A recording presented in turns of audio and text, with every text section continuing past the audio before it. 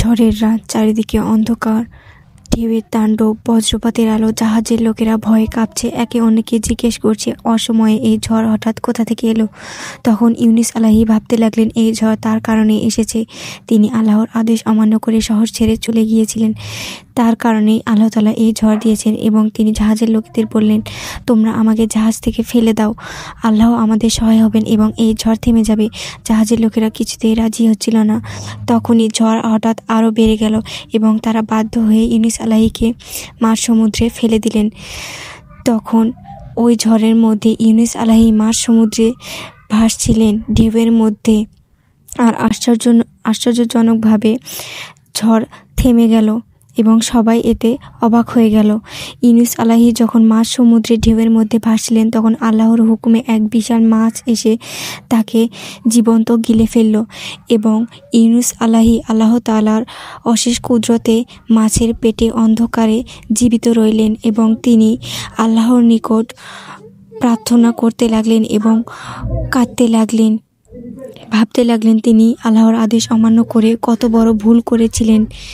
এবং তিনি আল্লাহর কাছে প্রার্থনা করতে লাগলেন যে তিনি আর কখনো আল্লাহর আদেশ অমান্য করবেন না।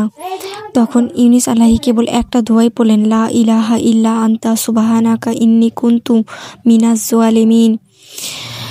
এবং তার এই দোয়া পৌঁছে গেল আল্লাহর দরবারে এবং তার এই দোয়ার ফলে আল্লাহ তাআলা সন্তুষ্ট হলেন এবং আল্লাহ তাআলা মাছকে হুকুম দিলেন ইউনুস আলাহিকে জীবন্ত ফিরিয়ে দিতে। তখন মাছ সমুদ্রে ভেসে বেড়াচ্ছিল এক প্রান্ত থেকে আরেক প্রান্ত পর্যন্ত। মাছ যখন আল্লাহ তাআলার হুকুম পেল, তখন ধীরে ধীরে সমুদ্রের তীরে গিয়ে ইউনুস আলাহিকে পেট থেকে বের করে দিলেন। ইউনুস আলাহি মাছের পেট থেকে বের হলেন। তিনি ক্লান্ত, ক্ষুধার্ত, কিন্তু জীবিত।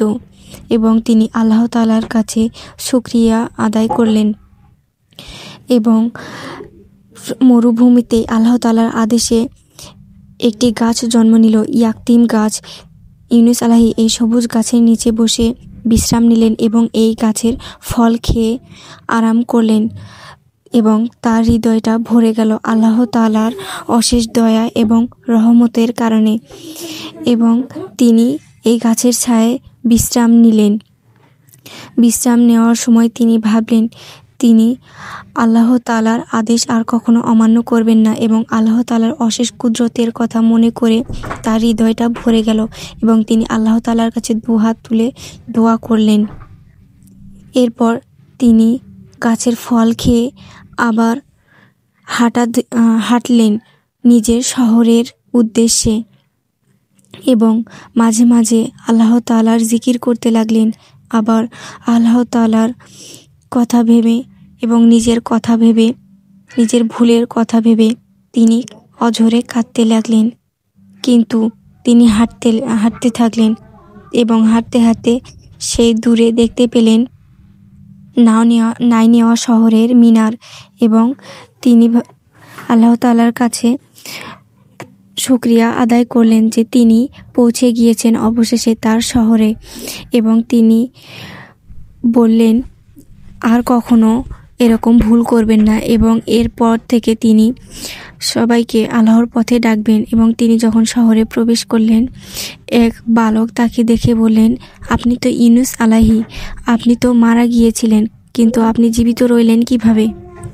তখন ইউনুস আলাহি তার সাথে ঘটে যাওয়া সমস্ত ঘটনা খুলে বললেন এবং জানতে চাইলেন শহরের অবস্থা। তখন সেই বালক এবং শহরের মানুষজন জানালেন যে শহরের অবস্থা খুব একটা ভালো নেই। তার চলে যাওয়ার পর থেকে শহরের মানুষজন নানা ধরনের বিপদ এবং বিভিন্ন ধরনের অশান্তিতে ভুগছেন। তখন তিনি বললেন, সবাই আল্লাহ তাআলার কাছে মাথা নত করো। এবং তারা সবাই মিলে আল্লাহ তাআলার পথে ফিরে এলেন এবং ইউনুস আলাহি তার সাথে ঘটে যাওয়া সমস্ত ঘটনা বললেন এবং তারা আল্লাহর পথে ফিরে এলেন, আল্লাহর ইবাদত করতে লাগলেন এবং আল্লাহ তাআলার প্রতি কৃতজ্ঞতা প্রকাশ করলেন। এবং এইভাবেই তারা আল্লাহর দেখানো পথ অনুসরণ করতে থাকলেন। আর ইউনুস আলাহি এভাবেই সবাইকে শিক্ষা দান করলেন।